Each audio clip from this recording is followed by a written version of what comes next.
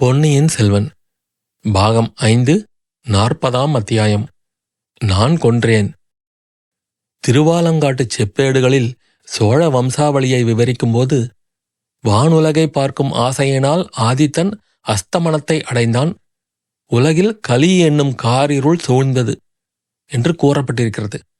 வீரபாண்டியன் தலை கொண்ட வீராதி வீரனாகிய சோழ சாம்ராஜ்யத்து பட்டத்து இளவரசன் ஆதித்த கரிகாலன் அகால மரணம் அடைந்தது பற்றித்தான் அவ்வாறு திருவாலங்காட்டுச் செப்பேட்டில் பொறிக்கப்பட்டிருக்கிறது.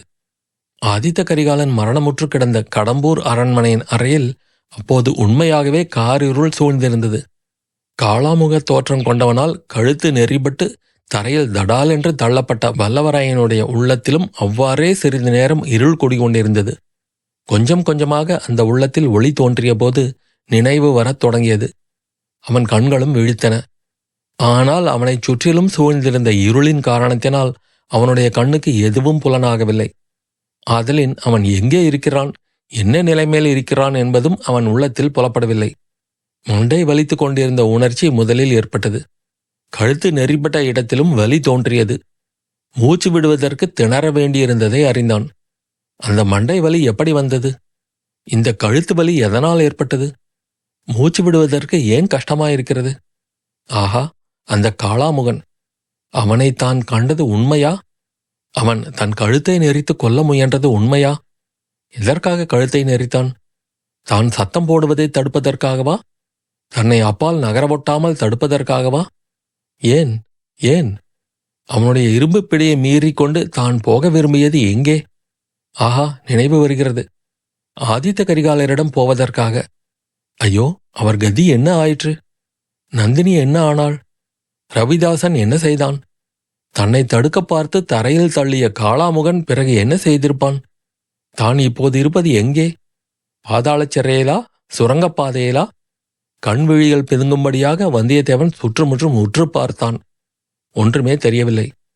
கடவுளே, இப்படியும் ஒரு அந்தகாரம் உண்டா? தான் விழுந்த இடம் நந்தினியின் அந்தப்புற அறையில் யாழ்களஞ்சியத்தின் அருகில் என்பது நினைவு வந்தது. அங்கேயே அவன் கிடைக்கிறானா, அல்லது வேறு எங்காவது தூக்கிக் கொண்டு போய் போட்டுவிட்டிருக்கிறார்களா? இதை எப்படி தெரிந்து கொள்வது? 2 கைகளையும் நீட்டி துழாவி பார்த்தான். ஒரு பொருள் கைக்கு தட்டுப்பட்டது. அது என்ன? கத்தி போல் அல்லவா இருக்கிறது? ஆம், கத்திதான். திருகுமடல் உள்ள கத்தி. சாதாரண கத்திகளை விட மிகச் சக்தி வாய்ந்தது. எவன் பேரிலாவது பாய்ந்தால் அவன் செத்தான். இம்மாதிரி விசித்திரமான கத்தியை எங்கேயோ பார்த்தோமே. அது எங்கே? யார் கையில் பார்த்தோம்? ஆம், இடும்பன்காரியின் கையில் அல்லவா பார்த்தோம். அன்று முன்னிரவில் நடந்தவையெல்லாம் ஒவ்வொன்றாக நினைவுக்கு வந்தன. இந்த கத்தி இங்கே எப்படி வந்தது? ஓ, இதன் மடல் ஈரமாயிருக்கிறதே. ஈரம் எப்படி வந்தது? தண்ணீரா, இல்லை எண்ணெயா? அதுவும் இல்லை, இரத்தமாகத்தான் இருக்க வேண்டும். ஐயோ, யாருடைய இரத்தம்? ஒருவேளை தன்னுடைய இரத்தம்தானோ? வந்தியத்தேவன் தன் பின்மண்டையை தொட்டு பார்த்து கொண்டான். கழுத்தை தொட்டு பார்த்து கொண்டான். அங்கேயெல்லாம் வலித்ததே தவிர ரத்தம் வந்ததாக தெரியவில்லை. உடம்பில் வேறு எங்கும் கத்தி காயத்தின் வலி இல்லை. பின் இந்த முறுக்கு கத்தியின் மடல் யாருடைய இரத்தத்தை குடித்துவிட்டு இங்கே நம் அருகில் கிடைக்கிறது? இதனால் அவன் யாரையும் காயப்படுத்தவில்லை. இதற்கு முன் அவன் கையினால் அதை எடுத்ததும் இல்லை. பின்னே யார் அதை உபயோகித்திருப்பார்கள்? இடுமன்காரியாயிருக்குமோ? அவன் யார் மேல் இதை பிரயோகித்திருப்பான்? ஒருவேளை இடும்பன்காரிதான் அந்த பயங்கர தோற்றம் கொண்ட காளாமுகனின் வேடத்தில் வந்தானா? இல்லை இல்லை, அப்படி இருக்க முடியாது. இடும்பன்காரி அவ்வளவு நெடிதுயர்ந்த உருவம் கொண்டவன் அல்ல. இது என்ன காலடி சத்தமா? யாராவது வருகிறார்களா? பேசாமல் இருக்கலாமா? குரல் கொடுக்கலாமா? வருகிறவர்கள் கையில் விளக்குடன் வரக்கூடாதோ? எங்கே இருக்கிறோம் என்றாவது தெரிந்து கொள்ளலாம் அல்லவா? இருட்டில் தெரியாமல் தன்னை மிதித்துவிடப் போகிறார்களே. இந்த எண்ணம் தோன்றியதும் வந்தியத்தேவன் சட்டென்று எழுந்து உட்கார்ந்தான். கையில் அந்த சிறிய கத்தியை ஆயத்தமாக வைத்துக்கொண்டு யார் எங்கே என்று கேட்டான். அவனுடைய குரல் ஒலி அவனுக்கு அளவில்லாத வியப்பை அளித்தது. அதை அவனாலேயே அடையாளம் கண்டுகொள்ள முடியவில்லை. அவனுடைய குரலாகவே தோன்றவில்லை. அந்த காளாமுகன் பிடித்த பிடியினால் அவனுடைய தொண்டைக்கு இந்த கேடு நேர்ந்திருக்கிறது. சத்தம் வெளியில் வருவதே கஷ்டமாயிருக்கிறது. மறுபடியும் ஒரு தடவை யார் எங்கே என்று உரக்க சத்தமிட்டு கேட்க முயன்றான். ஏதோ அதுவும் ஒரு உருமல் சத்தமாக வந்ததே தவிர குரல் ஒலியாகவே தோன்றவில்லை. மீண்டும் காலடி சத்தம் விரைவாக கேட்டு நின்றது. வந்தவர் அவனுடைய குரலை கேட்டு பேயோ பிசாசோ என்று பயந்து வந்த வழியே திரும்பி போய்விட்டார் போலும். இதை எண்ணி வந்தியத்தேவன் சிரிக்க முயன்றான். சிரிப்பு குரலும் அம்மாதிரி தெரியாமலேதான் ஒலித்தது. சரி, இனி உட்கார்ந்திருப்பதிலோ காத்திருப்பதிலோ பயனில்லை. எழுந்து நடந்து எங்கே இருக்கிறோம் என்று சோதித்து பார்க்க வேண்டியதுதான். எழுந்து நின்றான். கால்கள் தள்ளாடின. ஆயினும் சமாளித்து கொண்டு நடந்தான். கைகளை எவ்வளவு நீட்டினாலும் ஒன்றும் தட்டுப்படவில்லை. தூரத்தில் ஏதோ சிறிது பளபளவென்று தெரிந்தது. ஆகா, அது நிலை கண்ணாடி போல் அல்லவா இருக்கிறது. அதில் எங்கிருந்தோ மிக மெல்லிய ஒளிக்கிரணம் ஒன்று பட்டதினால் அது பளபளக்கிறது. ரவிதாசன் கையில் புலியின் உடலை எடுத்துக்கொண்டு நுழைந்த தோற்றம் அந்த கண்ணாடியிலேயே பிரதிபலித்தது வந்தியத்தேவனின் நினைவுக்கு வந்தது. சரி சரி, நந்தினியின் அந்தப்புற அறைக்குள்ளேதான் இன்னும் இருக்கிறோம். ஆனால் ஏன் இங்கே இப்படி இருள் சூழ்ந்திருக்கிறது? ஏன் நிசப்தம் குடிகொண்டிருக்கிறது? இந்த அறையில் சற்று முன்னால் இருந்தவர்கள் அத்தனை பேரும் என்ன ஆனார்கள்? இவ்விதம் எண்ணமிட்டுக் கொண்டே வந்தியத்தேவன் இருட்டில் தடுமாறி கொண்டு நடந்தான். வாசற்படிக்கு அருகில் போனால் ஒருவேளை வெளிச்சம் இருக்கலாம், அல்லது அங்கிருந்து வெளியேறி யாரையாவது கேட்டு நடந்ததை தெரிந்து கொள்ளலாம் என்று எண்ணிக்கொண்டு சென்றான். ஏதோ காலில் தடுக்கவே மறுபடியும் தடால் என்று விழுந்தான். ஆனால் இம்முறை ஏதோ மிருதுவான பொருளின் மீது விழுந்தபடியால் பலமாக அடிபடவில்லை. அந்த மிருதுவான பொருள் புலியின் தோல் என்று தெரிந்தது. ரவிதாசன் கையில் எடுத்துக்கொண்டு வந்து எரிந்த புலித்தோல் மீது அவன் விழுந்திருக்க வேண்டும். தடுமாறி விழுந்தபோது கையில் இருந்த கத்தி நழுவிவிட்டது. அதை கண்டுபிடித்து எடுத்துக்கொள்வதற்காக கையை நீட்டி துழாவினான். கையில் மிருதுவாக ஏதோ தட்டுப்பட்டது. வந்தியத்தேவனுடைய உடம்பெல்லாம் நடுங்கியது. ரோமங்கள் குத்திட்டு நின்றன. நெஞ்சில் பீதி குடிகொண்டது. அப்படியும் இருக்க முடியுமா என்று எண்ணிக்கொண்டே மறுபடியும் தடவி பார்த்தான். ஆம், அது ஒரு மனித உடல்தான். அவன் கையில் தட்டுப்பட்டது அந்த மனிதனின் உள்ளங்கை. புலித்தோலை உடனே அகற்றி தூர எறிந்தான். பிறகு உற்று பார்த்தான். கண்ணாடியில் விழுந்த லேசான ஒளி பிரதிபலித்து கீழே கிடந்த உடலையும் சிறிது புலப்படுத்தியது. ஐயோ, இளவரசர் ஆதித்த கரிகாலர் அல்லவா கிடக்கிறார். அவர் அல்ல, அவருடைய உயிரற்ற உடல்தான் கிடக்கிறது. வந்தியத்தேவனுடைய நெஞ்சு விம்மி தொண்டையை அடைத்துக் கொண்டது. கண்களில் அவனை அறியாமல் கண்ணீர் ததும்பியது. நடுநடுங்கிய கைகளினால் கரிகாலருடைய உடம்பின் பல பகுதிகளையும் தொட்டு பார்த்தான். சிறிதும் சந்தேகத்துக்கு இடமில்லை. உயிர் சென்றுவிட்ட வெறும் கூடுதான். அந்த உயிரற்ற உடம்பின் விலா பக்கத்திலிருந்து பெருகி பக்கத்தில் வழிந்திருந்த இரத்தம் அவனுடைய கைகளை நனைத்தது. அச்சமயம் அவனுக்கு குந்தவை பிராட்டியின் நினைவு உண்டாயிற்று. அந்த மாதரசி அவனை எதற்காக அனுப்பி வைத்தாளோ அந்த காரியத்தில் அவன் வெற்றி அடையவில்லை. முழு தோல்வி அடைந்தான். இனி அவள் முகத்தில் விழிப்பது எங்கனம்? அவனால் எவ்வளவு பிரயத்தனம் செய்ய முடியுமோ அவ்வளவும் செய்தாகிவிட்டது. ஆனாலும் பயன்படவில்லை. விதி வென்றுவிட்டது. இளவரசரின் உயிரற்ற உடலை எடுத்து தன்னுடைய மடியிலே போட்டுக்கொண்டான். மேலே என்ன செய்வது என்று தெரியவில்லை. சிந்திக்கும் சக்தியையே இழந்துவிட்டான்.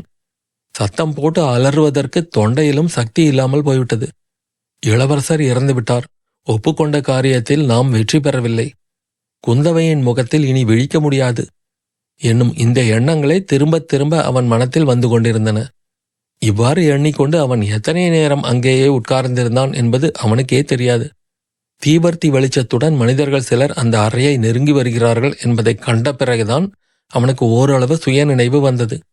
கரிகாலருடைய உடலை தன்னுடைய மடியிலிருந்து எடுத்து கீழே வைத்துவிட்டு எழுந்து நின்றான். 10-12 ஆள்கள் முன்வாசல் பக்கமிருந்து வந்தார்கள். அவர்களில் 2 தீவர்த்தி பிடித்துக் கொண்டிருந்தார்கள். மற்றும் சிலர் வேலேந்தி கொண்டு வந்தார்கள். எல்லாருக்கும் முன்னால் கந்தமாறனும் அவனுக்கு அடுத்தாற்போல் பெரிய சம்புவரையரும் வந்தார்கள். வந்தவர்கள் எல்லாருடைய முகங்களும் பயப்பிராந்தியை காட்டின. தீவர்த்தி வெளிச்சத்தில் பேயடித்தவர்களைப் போல் காணப்பட்டார்கள். கந்தமாறனுடைய முகத்தில் மட்டும் கோபமும் ஆத்திரமும் கொந்தளித்துக் கொண்டிருந்தன. அவன் வந்தியத்தேவனை பார்த்ததும், அடே பாதகா, கொலைகாரா, சிநேக துரோகி, ராஜ துரோகி, நீ தப்பித்து கொண்டு ஓடவில்லையா? போய்விட்டாய் என்றல்வா நினைத்தேன் என்று கர்ஜனை செய்தான். பின்னர் பெரிய சம்புவரையரை நோக்கி, தந்தையே, அதோ பாருங்கள் கொலைகாரனை, சிநேகிதன் போல் நடித்து பாதகம் செய்த பழிகாரனை பாருங்கள். நம்முடைய வம்சத்துக்கு அழியாத களங்கத்தை உண்டு பண்ணிய சண்டாளனை பாருங்கள். அவன் முகத்தோற்றத்தை பாருங்கள். அவன் செய்த பயங்கர குற்றம் அவன் முகத்திலேயே எழுதியுள்ளதைப் போல் பிரதிபலிப்பதை பாருங்கள் என்றான். சம்புவரையர் அதற்கெல்லாம் மறுமொழி ஒன்றும் சொல்லாமல் கீழே கிடந்த ஆதித்த கரிகாலனுடைய உடலை அணுகினார். அதன் தலைமாட்டில் உட்கார்ந்து சிறிது நேரம் உற்று பார்த்து கொண்டிருந்துவிட்டு, ஐயோ விதியே, இது என் வீட்டிலா நேர வேண்டும்? விருந்துக்கு என்று அழைத்து வேந்தனை கொன்ற பழி என் தலையிலா விடிய வேண்டும் என்று புலம்பிக் கொண்டே தமது தலையில் பட்டார் பட்டார் என்று அடித்துக்கொண்டு புலம்பினார். கந்தமாறன், தந்தையே, நம் குலத்துக்கு அந்த பழி ஒரு நாளும் வராது. இதோ கொலைகாரனை கையும் மெய்யுமாக பிடித்திருக்கிறோம். இவன் இளவரசரை கொல்வதற்கு உபயோகித்த கத்தி அதோ கிடப்பதை பாருங்கள். அதில் ரத்தம் தோய்ந்திருப்பதை பாருங்கள். முன்னால் நான் வந்து பார்த்தபோது இவன் இல்லை, கத்தியும் இல்லை. ஓடப் பார்த்து முடியாமல் திரும்பிவிட்டான்.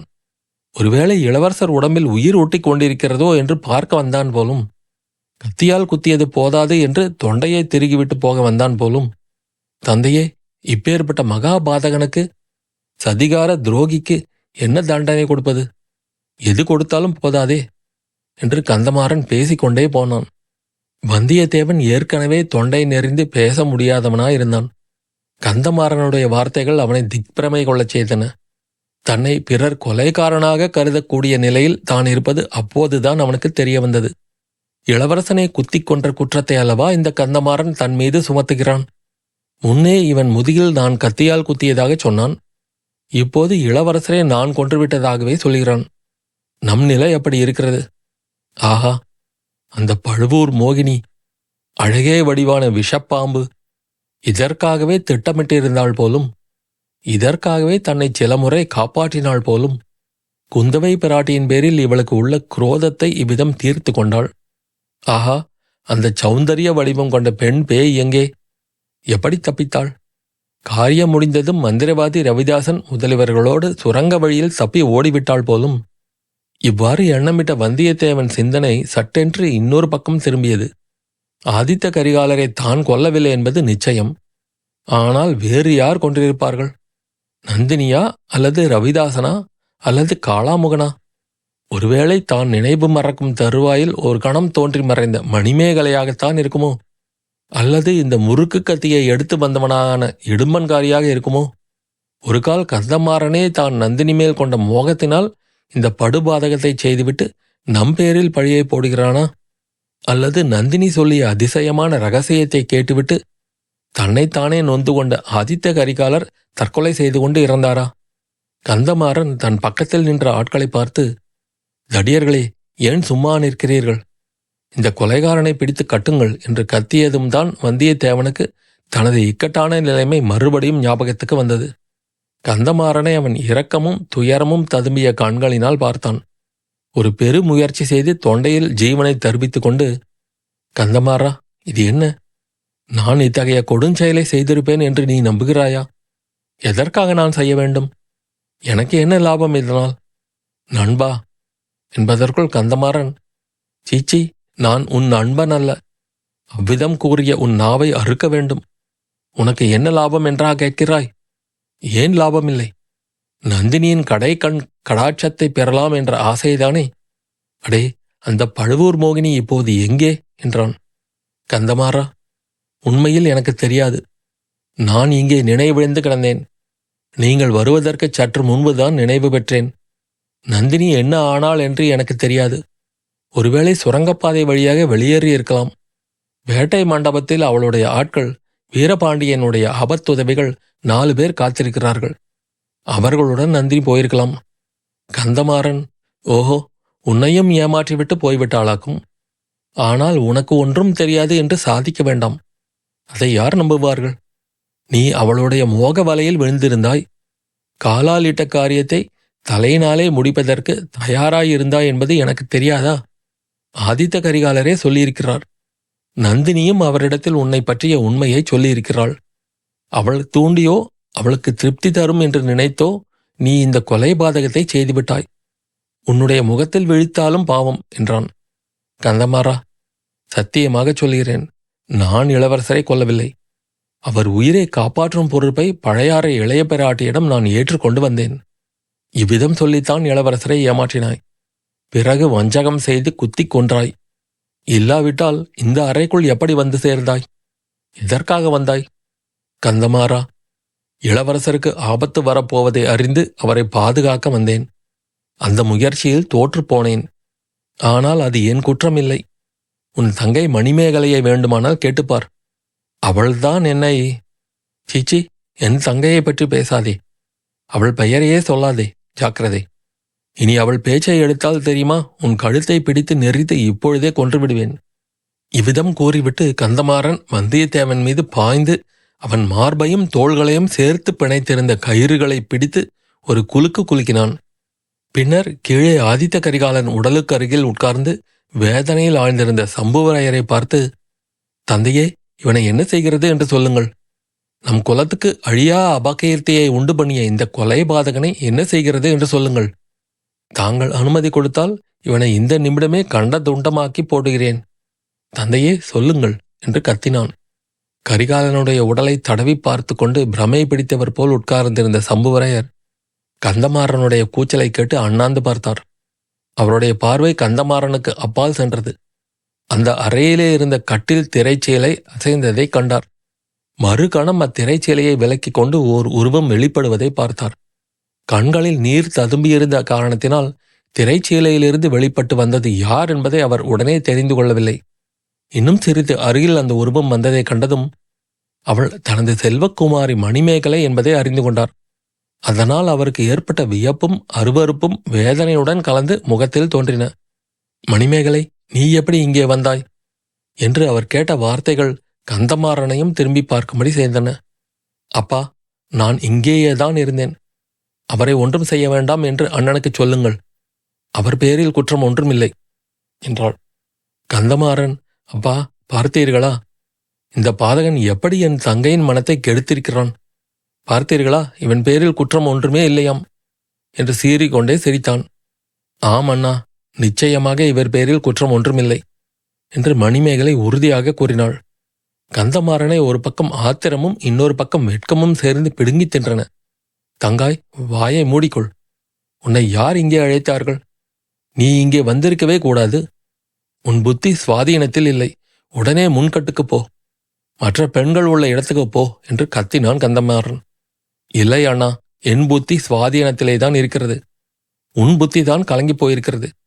இல்லாவிட்டால் இவர் இளவரசரை கொன்றதாக நீ குற்றம் சாட்டியிருக்க மாட்டாய் என்றாள் மணிமேகலை. கந்தமாறன், அறிவு கெட்டவளே, இந்த கொலை பாதகனுக்கு நீ ஏன் பரிந்து பேசுகிறாய் என்றான். அவர் கொலை பாதகர் அல்ல, அதனால்தான் என்றாள் மணிமேகலை. கந்தமாறன் ஆத்திர சிரிப்புடன், இவன் கொலை பாதகன் இல்லை என்றால் பின்னே யார்? இளவரசரை கொன்றது யார்? நீ கொன்றாயா என்றான். ஆம், நான் தான் கொன்றேன். இந்த வாளினால் கொன்றேன் என்றாள் மணிமேகலை. இந்த வார்த்தைகளை கேட்டு அங்கே இருந்தவர்கள் அவ்வளவு பேரும் திகைத்து போனார்கள். அவர்கள் ஒருவர் முகத்தை ஒருவர் வியப்புடன் பார்த்து கொண்டார்கள். ஒரு கண நேர திகைப்புக்குப் பிறகு கந்தமாறன் வந்தியத்தேவனை விட்டுவிட்டு மணிமேகலை அண்டை பாய்ந்து ஓடினான். அதன் நுனியை உற்று பார்த்தான். அப்பா, இதை கேளுங்கள். இவளால் இந்த வாளை தூக்கவே முடியவில்லை. இவள் இதனால் இளவரசரை கொன்றதாகச் சொல்லுகிறாள். இது இளவரசர் உடம்பில் பாய்ந்திருந்தால் திரும்ப இவளால் எடுத்திருக்க முடியுமா? இதன் நுனியில் பாருங்கள், சுத்தமாய் துடைத்தது போல் இருக்கிறது. வல்லவரையனை காப்பாற்றுவதற்காக இப்படி சொல்லுகிறாள். இவன் பேரில் இவளுக்கு ஏன் இவ்வளவு அக்கறை? அவ்வளவு தூரம் இவளுடைய மனதை இந்த பாதகன் கெடுத்து விட்டிருக்கிறான். மாயமந்திரம் போட்டு மயக்க விட்டிருக்கிறான். அவனுடைய முகத்தை பாருங்கள். அவன் செய்த குற்றம் அவன் முகத்திலேயே எழுதியிருப்பதை பாருங்கள் என்றான். உண்மையிலேயே வந்தியத்தேவன் முகத்தில் வியப்பும் திகைப்பும் வேதனையும் குடிகொண்டிருந்தன. இத்தனை நேரம் மௌனமாயிருந்தவன் இப்போது வாய் திறந்து, கந்தமாறா, நீ சொல்லுவது உண்மைதான். நான் தான் குற்றவாளி. உன் சகோதரி என்னை காப்பாற்றுவதற்காகவே இப்படி கற்பனை செய்து சொல்லுகிறாள். இளவரசி, தங்களுக்கு நன்றி. என் உடலிலிருந்து உயிர் பிரிந்த பிறகும் தாங்கள் என்னிடம் வைத்த சகோதர பாசத்தை மறக்க மாட்டேன். ஆனால் தங்கள் சமயம் சொல்வதை இப்போது கேளுங்கள். அந்தப்புறத்துக்கு போய்விடுங்கள் என்றான். இதை கேட்ட கந்தமாறனுடைய குரோதம் சிகரத்தை அடைந்தது. முன்னுமே சிவந்திருக்க அவன் கண்கள் இப்போது அனலை கக்கின. அடே, எனக்காக நீ சிபாரிசு செய்யும் நிலைமைக்கு வந்துவிட்டாயா? நான் சொல்லி கேட்காதவள் நீ சொல்லித்தான் கேட்பாளா? இவள் உன்னிடம் அவ்வளவு சகோதர வாஞ்சை வைத்திருக்கிறாளா? இவள் என்னுடன் பிறந்தவளா, உன்னோடு பிறந்தவளா? என்னை காட்டிலும் உன்னிடம் இவளுக்கு மரியாதை அதிகமா? அது ஏன்? என்ன மாய மந்திரம் செய்து இவள் மனத்தை அவ்விதம் கெடுத்துவிட்டிருக்கிறாய்? உன்னை நான் கொல்லுவதற்கு இதுவே போதுமே. இதோ உன்னை யமன் உலகம் அனுப்பிவிட்டு மறு காரியம் பார்க்கிறேன். உன் அருமை சகோதரி கையில் வைத்திருந்த வாளினாலேயே உன்னை கொல்லுகிறேன். அது உனக்கு மகிழ்ச்சி தரும் அல்லவா? இவ்வாறு கத்திக்கொண்டே கந்தமாறன் வாளை ஓங்கிக் கொண்டு வந்தியத்தேவன் மீது பாய்ந்தான். அத்தியாயம் முடிவு.